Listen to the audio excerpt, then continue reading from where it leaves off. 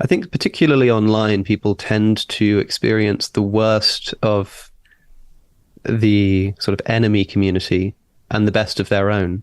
You don't really like if you're an atheist YouTuber, like I broadly speaking am, then the kind of tweets that are getting sent to you, the kind of people who are responding to you, are either people who are in support, in which case, you know, most of it's pretty nice, or you get some people challenging you, and some of those will be fine and nice, but you'll get a good deal of people who are just being totally irrational and unfair and seemingly malicious.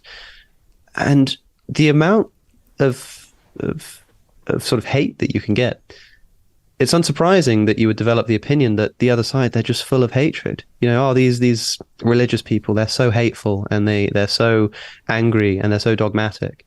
But like the same thing exists on, you know, your side, so to speak. You just don't really see it. And so you commonly hear one of the biggest roadblocks to constructive dialogue is that people are genuinely convinced that the people that they're talking to, that community, in like at least many of the cases, definitely not all, but a significant proportion of them are acting out of like bad faith and malice.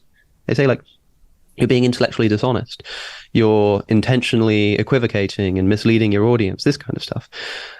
And it's like, look, this is not the prerogative of one community.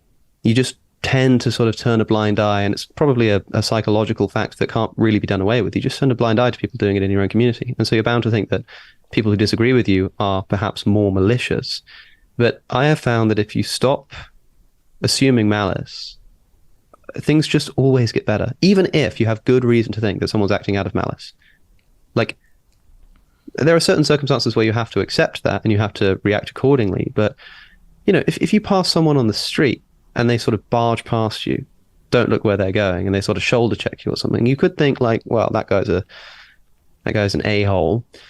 Or you can think, look, it's possible. I mean, maybe like, you know, I don't know, his wife might have just gone into labor and he's like running to get the bus to get to the hospital on time. Like, you don't know. Like, I just have no idea. And allowing for that kind of possibility and saying, I'm not going to assume malice, I'm only going to have malice proved, you know, it just makes life much better because you're less angry at the people who barge past you in the street.